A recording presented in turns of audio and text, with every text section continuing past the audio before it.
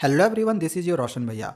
तो 11 मार्च को होने वाले सीबीएसई क्लास 10th मैथमेटिक्स की परीक्षा में कौन कौन से क्वेश्चंस आएंगे आज की इस वीडियो में आप लोगों को बताने वाला हो। तो चाहे आपने बेसिक मैथमेटिक्स चुना हुआ हो या फिर स्टैंडर्ड मैथमेटिक्स चुना हुआ हो, बस इन सब सारे क्वेश्चंस की तैयारी करके चले जाओ। आपके बोर्ड एग्जामिनेशंस में 11 मार्च को सेम टू सेम यही क्वेश्चन आएगा, ये 100% कन्फर्म्ड है। बस यही सब क्वेश्चन आने वाला है, इससे ज़्यादा क्वेश्चन आपका बिल्कुल भी नहीं जाएगा। चलिए मैं आप लोग को यहाँ पे जो क्वेश्चन आंसर है वो आप लोग को बताता हूँ। अगर आप लोग को अदर सब्जेक्ट के भी चाहिए तो हमारे चैनल को सब्सक्राइब करके रख लेना, आप लोग को बहुत ही जल्दी अदर सब्जेक्ट के भी मिल जाएंगे। और जैसे मैं बनाते जाऊँगा वैसे ही वीडियो के डिस्क्रिप्शन पे मैं लिंक भी देते जाऊँगा, आप जाके चेक कर लेना कि अदर सब्जेक्ट का भी मैंने बनाया है या फिर नहीं बनाया हुआ है। ठीक है, चलो सबसे पहले स्टार्ट करते हैं चैप्टर वन रियल नंबर से। देखो इस चैप्टर से एग्जामिनेशन में 6 मार्क्स का क्वेश्चन आने वाला है। अब क्वेश्चन कौन कौन से आएंगे तो यहाँ पे आप क्वेश्चन देख लो, बस यही 5 क्वेश्चन आप लोग को इससे तैयारी करनी है। अगर आपने ये 5 क्वेश्चन की तैयारी कर ली, समझ लो आपका काम हो गया। आपके एग्जामिनेशन में आपको पता होना चाहिए कि 3 सेट में क्वेश्चंस रहेंगे, 3 सेट रहेगा। अब आपको थोड़ी पता है कि आपको सेट 1 मिलेगा, 2 मिलेगा या 3 मिलेगा। इसी वजह से आपको यहाँ पे टोटल 5 क्वेश्चन दिख रहे होंगे। तो ऐसा हो सकता है किसी में सेट 1 में क्वेश्चन देगा, किसी में सेट 2 में देगा, किसी में सेट 3 में देगा, लेकिन आएगा यहीं से, इससे ज़्यादा आपका नहीं आएगा। हाँ, यहाँ पे कुछ बच्चों के सवाल आ सकते हैं, क्वेश्चन मन में चल रहा होगा कि सर क्या सारे क्वेश्चंस अलग अलग होते हैं डिफरेंट डिफरेंट सेट्स में। तो कुछ क्वेश्चंस कॉमन भी मिलता है, ऐसा नहीं कि सारे ही अलग होते हैं, कुछ क्वेश्चंस कॉमन भी मिल जाएगा। ठीक है, तो बस आपको ये सब सारे क्वेश्चंस की तैयारी कर लेना। ठीक है, इससे ज़्यादा आपको और रियल नंबर में कुछ भी नहीं करना होगा। ठीक है, देखो इसका आंसर्स अगर आप लोग को चाहिए होगा तो कमेंट करना, मैं चैप्टर वाइज आप लोग को इसका आंसर्स भी प्रोवाइड करवा दूंगा। ठीक है, इसका वीडियो का लिंक वीडियो जो है वो बहुत ही जल्दी आ जाएगी। नेक्स्ट चैप्टर आता है पोलिनोमियल्स। अब पोलिनोमियल्स आप लोग को देखो यहाँ पे जो जो क्वेश्चन दिख रहे हैं, बस यही क्वेश्चंस की तैयारी करनी है। अब यहाँ इस ग्राफ से रिलेटेड कुछ यहाँ पे इंपॉर्टेंट नोट्स भी हमने दे दी है जो कि आपके काम आएगा, कुछ फार्मूला भी है जो कि आप जब क्वेश्चंस को सॉल्व करोगे ना तो इन फार्मूला का यूज़ करोगे। ठीक है, तो आप इस फार्मूला का भी यूज़ करके बना लेना। नेक्स्ट चैप्टर आता है लीनियर इक्वेशंस इन टू वेरिएबल्स। अब इससे कौन कौन सा क्वेश्चन आएगा तो देख लो, यहाँ से आपको जो क्वेश्चन दिखाई दे रहा है बस यही क्वेश्चन करो, आपके एग्जामिनेशन में यही क्वेश्चन आने वाला है। और आपको याद भी करना है कंसिस्टेंट, इनकंसिस्टेंट, ये सब क्या होता है। अगर आपने ये चार्ट याद कर लिया ना, मतलब ये जो टेबल है ये याद कर लिया, समझ लो आपका 1 से 2 नंबर कन्फर्म्ड है, 100% रखा हुआ है क्वेश्चन, इससे आउट जाएगा ही नहीं, यही आएगा आपके बोर्ड पेपर में।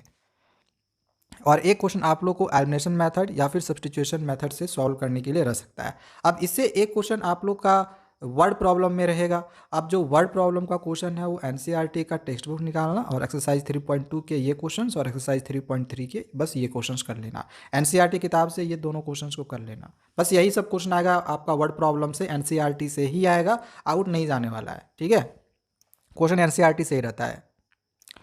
अगला जो चैप्टर है वो है क्वाड्रेटिक इक्वेशंस। अब देखो क्वाड्रेटिक इक्वेशन से आपका एक क्वेश्चन ये 100% कन्फर्म्ड है, छपा हुआ रहेगा आपके क्वेश्चन पेपर में, एनी हाउ इसको करके जाना है। इसके लिए हमें नेचर ऑफ द रूट्स की ज़रूरत पड़ेगी। डी अगर ग्रेटर हो जीरो से, अगर इक्वल हो तो जीरो हो तो क्या होता है, ये सब याद कर लेना। क्वाड्रेटिक फॉर्मूला से भी हमें क्वेश्चन फाइंड करने के लिए रहेगा, तो वो इंपॉर्टेंट चीज़ें थी इसलिए मैंने वो घेर दिया है। आपको फिर क्वालिटी क्वेश्चन से इन सब सारे क्वेश्चंस की तैयारी करनी है। इससे वर्ड प्रॉब्लम भी आएगा ना, देखो वर्ड प्रॉब्लम का क्वेश्चंस भी यहाँ पे हमने एक दे दिया है, यही वर्ड प्रॉब्लम आ जाएगा। एक ही वर्ड प्रॉब्लम दिया है आपके पेपर में, ये छपा हुआ रहेगा चाहे आपका कोई भी सेट हो। ठीक है, और कुछ वर्ड प्रॉब्लम क्वेश्चंस आप लोग को एनसीईआरटी टेक्स्ट बुक से करना है। एक्सरसाइज 4.1 का क्वेश्चन नंबर 2 का 2 और 4 नंबर, और एक्सरसाइज 4.2 का 3, 4, 5, 6। इतना कर लिए आपका काम हो जाएगा क्वालिटी क्वेश्चन से, और कुछ भी करने का आपको ज़रूरत ही नहीं पड़ेगा। आपको कुछ भी करने की जरूरत नहीं पड़ेगा, बस इतने ही क्वेश्चंस की तैयारी कर लो। अगला आता है अर्थमेटिक प्रोग्रेशंस, जिसके लिए आप लोगों को कुछ फार्मूला ये सब यूज़ होने वाला है क्वेश्चंस को बनाने के लिए, फार्मूला को याद कर लेना। एंड एसएन का भी सॉरी टीएन निकालने के लिए आप लोग को एक फार्मूला ये भी याद रखना है, इससे भी रिलेटेड आपका एक क्वेश्चन गारंटी रहेगा, ये वाला क्वेश्चन 100% गारंटी रहेगा। ठीक है, एनी हाउ ये क्वेश्चन का तैयारी कर लो, आने वाला आपकी किताब में से। एंड एनसीईआरटी किताब में से आपको एक्सरसाइज 5.2 और 5.3 में से आपको ये सब सारे क्वेश्चंस की तैयारी करनी है। एनसीईआरटी किताब का निकालो और ये सब सारे क्वेश्चंस बना लो, आपका काम हो गया, इससे ज़्यादा क्वेश्चन और कुछ भी नहीं आने वाला है। नेक्स्ट चैप्टर आता है ट्रायंगल्स। इसमें से एक क्वेश्चन तो आपका थ्योरम प्रूफ करने के लिए रहेगा। अब थ्योरम बहुत ज़्यादा है नहीं, जो था वो भी डिलीटेड है, जैसे पाइथागोरस थ्योरम हटा दिया गया है। तो रेशियो वाला भी हटाया गया है। तो ज़्यादा थ्योरम नहीं है, एक दो थ्योरम ऐसे सिमिलरिटी वाला है, तो सिमिलरिटी वाला थ्योरम प्रूफ करने के लिए नहीं आएगा, उससे रिलेटेड क्वेश्चंस आएंगे। ठीक है, तो एक ही थ्योरम हम लोग का बचता है, थेल्स थ्योरम, जिसे हम बीपीटी थ्योरम यानी बेसिक प्रोपोर्शनलिटी थ्योरम भी कहते हैं। इसका स्टेटमेंट यहाँ पे दिया हुआ है, आपको इसका प्रूफ तैयारी करना है, देख लेना किताब में, इसका तैयारी कर लेना। एंड सिमिलरिटी और ट्रायंगल्स में हमें ये सब सारे सिमिलरिटी का जो कंडीशन है वो याद रखना है, क्योंकि इससे रिलेटेड क्वेश्चंस आपके एग्जामिनेशन में आएंगे। और एनसीईआरटी टेक्स्ट बुक का आपको ये सब सारा क्वेश्चंस कर लेना है। इतना कर लिए, आपका ट्रायंगल कंप्लीट हो गया और कुछ भी पढ़ने का जरूरत नहीं है। देखो मैं जो आपको बता रहा हूँ ना, ये क्वेश्चंस अगर कर लिए तो आपका 80 में 70 प्लस स्कोर आएगा, ये मैं आपको गारंटी दे रहा हूँ। दूसरा कोई ना सोचते रह जाएगा कि ये बच्चा पढ़ नहीं रहा था, ये इतना मतलब अच्छा स्कोर ला कैसे लिया, आप खुद बिलीव नहीं करोगे। ये सब क्वेश्चंस आपके एग्जामिनेशंस में जरूर आएंगे।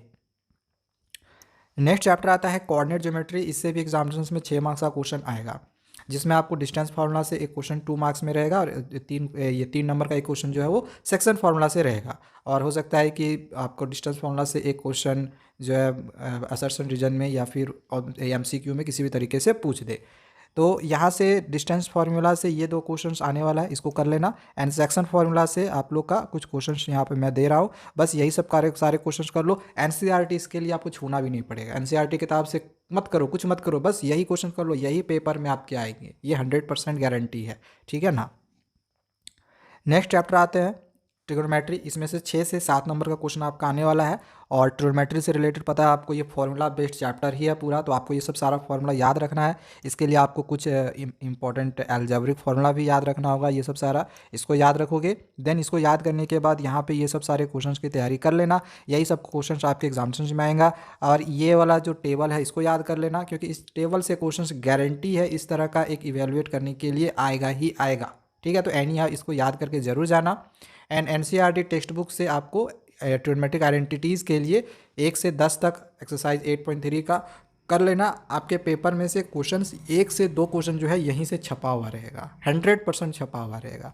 ठीक है ना।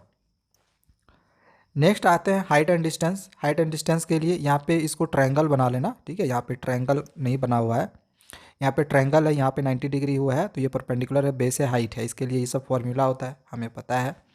अच्छा, angle of elevation angle of depression के इक्वल होता है, ये पता होना चाहिए। स्पीड का फॉर्मूला भी आपको हाइट एंड डिस्टेंस के लिए यूज़ पड़ेगा, इसलिए मैंने लिख दिया है। एंड √2 और √3 की वैल्यू भी याद कर लेना, क्योंकि आपको इसका भी यूज़ करना पड़ेगा। ठीक है, इस वजह से मैंने यहाँ पे दे दिया है। अब आपको बस यही सब सारे क्वेश्चंस की तैयारी करनी है, इसको स्क्रीनशॉट कर लेना, ये सब सारे क्वेश्चंस कर लो, एनसीईआरटी टेक्स्ट बुक का ये क्वेश्चंस कर लो, और आपको इससे ज़्यादा कुछ भी इस चैप्टर से करने का ज़रूरत नहीं पड़ेगा, यही सब क्वेश्चन आपके पेपर में छपा हुआ रहेगा।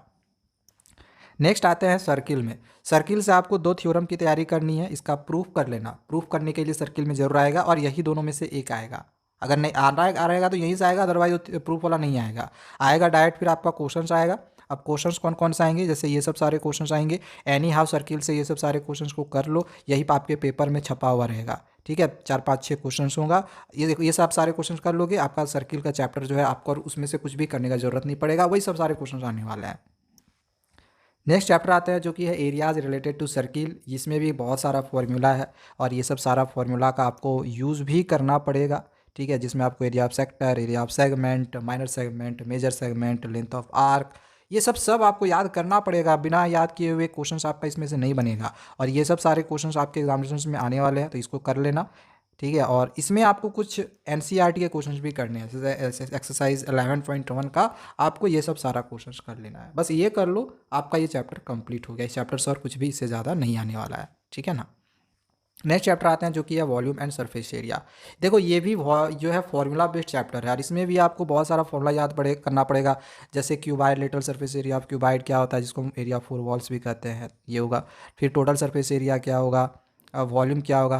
देखो यहाँ पे लेटरल सरफेस एरिया का ना, यहाँ पे मल्टीप्लाई एच भी होगा, एच यहाँ पे छूटा हुआ है, 2l + b मल्टीप्लाई एच। ठीक है, वॉल्यूम भी, डायगोनल ऑफ क्यूबाइड क्या होगा, ये सब सारा याद करना। फिर क्यूब का, सिलेंडर का, स्फेयर का और हेमीस्फेयर का, ये सब सारा याद कर लेना, क्योंकि इसी से रिलेटेड क्वेश्चन बनेंगे। एंड लास्ट कोन का भी। एंड इसके बाद कौन कौन से क्वेश्चंस आएंगे, एनसीईआरटी किताब से ही क्वेश्चंस आता है, वॉल्यूम से आउट नहीं जाता है। एनसीईआरटी किताब का एग्जाम्पल नंबर 247 और 12.1 और 12.2 का ये सब सारा क्वेश्चन कर लो। इससे ज़्यादा और आपको वॉल्यूम से कुछ भी तैयारी करने का जरूरत नहीं पड़ेगा, यही सब क्वेश्चन आपके पेपर में छपा हुआ रहेगा। ठीक है ना। नेक्स्ट चैप्टर आते हैं जो कि है स्टैटिस्टिक्स। तो भाई देखो, इसमें आपको मीन भी निकालने आएगा, मोड भी निकालने आएगा और मीडियन भी निकालने आएगा। तो ये आपको तीनों याद रखना है। इसमें आपका एक मिसिंग फ्रीक्वेंसी करके आ रहता है, इसमें पी क्यू या फिर एक्स वाई या फिर ए बी, इस तरह की जो मिसिंग फ्रीक्वेंसी होगी वो आप लोग को निकालने के लिए रहेगा। तो मिसिंग फ्रीक्वेंसीज वाले क्वेश्चंस की तैयारी कर लेना। आगे मैं क्वेश्चंस बताऊंगा कौन कौन से क्वेश्चन आएंगे। फिर आपका मॉडल क्लास भी निकालने के लिए आता है, जो कि जब से सबसे जो सबसे फ्रीक्वेंसी में जो सबसे हाईएस्ट नंबर होता है वही होता है मॉडल क्लास। इसके बाद हमें मीडियन क्लास भी निकालने के लिए रहेगा, यानी कि मीडियन क्लास के लिए हम टोटल फ्रीक्वेंसी को जोड़कर 2 से डिवाइड कर देते हैं, फिर देखते हैं कि सी एफ के ग्रेटर नियरेस्ट कौन सा है, वही होता है मीडियन क्लास।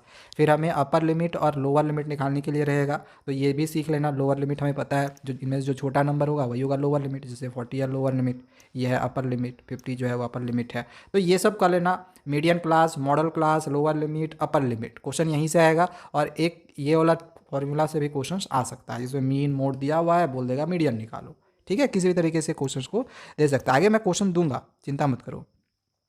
देन मीन निकालने के लिए हमें इस फॉर्मूला का यूज़ करना पड़ेगा डायरेक्ट मेथड के लिए, और एज्यूम मीन मेथड के लिए से हम लोग इस फॉर्मूला का यूज़ करेंगे। मोड निकालने के लिए हम इस फॉर्मूला का यूज़ करेंगे। अब ये सब सारा क्या क्या है यहाँ पे हमने लिख भी दिया है। एंड लास्ट मीडियन निकालने के लिए हम इस फॉर्मूला का यूज़ करेंगे। इसके बाद अब क्वेश्चन देख लो, एनसीईआरटी टेक्स्ट बुक का ये सब सारा क्वेश्चन आप लोग को करना है। ठीक है, मिसिंग फ्रीक्वेंसी वाला क्वेश्चन देख लो, जैसे हमने बोला था ना 13.3 का क्वेश्चन नंबर 2 जो है वो मिसिंग फ्रीक्वेंसी वाला क्वेश्चन है। एक एबव बिलो वाला भी थोड़ा अलग टाइप का क्वेश्चन है, इसको भी तैयारी कर लेना, एक्सरसाइज 13.3 का 3 नंबर। एंड इसमें एक आपका क्लास इंटरवल भी नहीं दिया हुआ रहेगा, तो इसके कॉन्टिन्यूस सॉरी क्लास इंटरवल नहीं दिया हुआ रहेगा। तो क्वेश्चन नंबर 4 की भी तैयारी कर लेना। ये कुछ अलग क्वेश्चन है, बाकी क्वेश्चन से ये तीनों क्वेश्चन अलग होगा एनसीईआरटी टेक्स्ट बुक से, इसीलिए इसको हमने रेड में लिख दिया है अलग से, ताकि आप इसकी तैयारी कर सको। एंड एग्जाम्पल नंबर 8 कर लेना, जो कि मिसिंग फ्रीक्वेंसी से होगा। ठीक है। एक लास्ट बढ़ाते हैं जो कि है प्रोबेबिलिटी। अब प्रोबेबिलिटी से आपको पता होगा कि 52 प्लेइंग कार्ड से क्वेश्चन आता है, जिसमें से पता होगा कि 12 फेस कार्ड्स होते हैं, किंग क्वीन जैक, तीनों ही 4-4 करके होता है। इसके बाद जो रेड कार्ड होता है टोटल 26 होता है, जिसमें से हार्ट के 13 और डायमंड के 13 होते हैं। इसी तरह से ब्लैक कार्ड भी टोटल 26 होगा, क्लब के 13 और स्पेड के 13 होते हैं। तो यहाँ से आपका 1-2 क्वेश्चन बनेगा। अब आगे मैं बताऊंगा इससे भी रिलेटेड कौन कौन से क्वेश्चन आएंगे। देन डाइस थ्रोन से आपका क्वेश्चन आता है, जैसे एक बार फेंका गया या 2 बार फेंका गया डाइस को, तो उससे रिलेटेड क्वेश्चन बनेगा। इसके लिए आपको even number, prime number, composite number, ये सब सारा याद रखना होगा, इसी से रिलेटेड क्वेश्चन बनेगा आपका। अच्छा, क्वाइन टॉस से रिलेटेड क्वेश्चन आएगा कि क्वाइन एक बार टॉस किया गया, 2 बार टॉस किया गया, 3 बार टॉस किया गया, तो एटलीस्ट 1 हेड या फिर एटमोस्ट 1 हेड, इस तरह करके क्वेश्चंस करके आपको प्रोबेबिलिटी निकालने के लिए रहेगा। क्वेश्चंस आगे मैं आप लोगों को दे रहा हूँ। एंड एक आपका बैग कंटेंट से क्वेश्चन रहेगा। अब कोई भी कलर यहाँ पे इस तरह से दे देगा कि बैग है, इसमें ये कलर का बॉल है, तो उसका प्रोबेबिलिटी क्या होगा। प्रोबेबिलिटी का ये फॉर्मूला होता है, इससे इस फॉर्मूला से आपका एमसीक्यू में एक क्वेश्चन बनेगा, तो ये वाला फॉर्मूला याद कर लेना। पी नॉट ई का 1 माइनस पी ई होगा। ठीक है, यहाँ पे पी ई होगा, पी ई होगा। ठीक है, और इससे भी रिलेटेड याद कर लेना कि प्रोबेबिलिटी जो होता है वो 0 हो सकता है या फिर 0 और 1 के बीच में हो सकता है। ओके, एक से ज़्यादा कभी भी प्रोबेबिलिटी नहीं होता है, इसको याद रख लेना। चलो नेक्स्ट आगे, अब लास्ट हमें एनसीईआरटी टेक्स्ट बुक से कौन कौन से क्वेश्चन तैयारी करने हैं। तो एक्सरसाइज 14.1 का क्वेश्चन नंबर 1, 4, 5 ये करना है। 9 वाला क्वेश्चन करना है, जो कि बॉल्स वाला है, जो कि ऊपर मैंने आप लोगों को बोला था। 13 वाला कर लेना, ये डाइस वाला है। कार्ड वाला कर लेना, क्वेश्चन नंबर 14 है। कॉइन वाला है टोटल क्वेश्चन नंबर 23।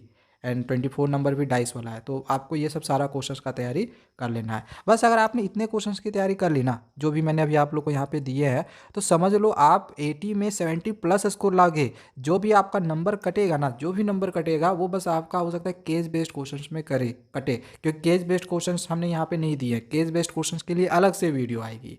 तब तक हमारे चैनल को सब्सक्राइब करके रख लेना, जैसे ही हमें मिलते हैं तो हम आप लोग को तुरंत ही केस बेस्ड क्वेश्चंस भी दे देंगे, उसकी भी तैयारी करवा देंगे। ठीक है, तो बने रहे हमारे साथ, चैनल को सब्सक्राइब करके जरूर रखें। Thank you, bye bye.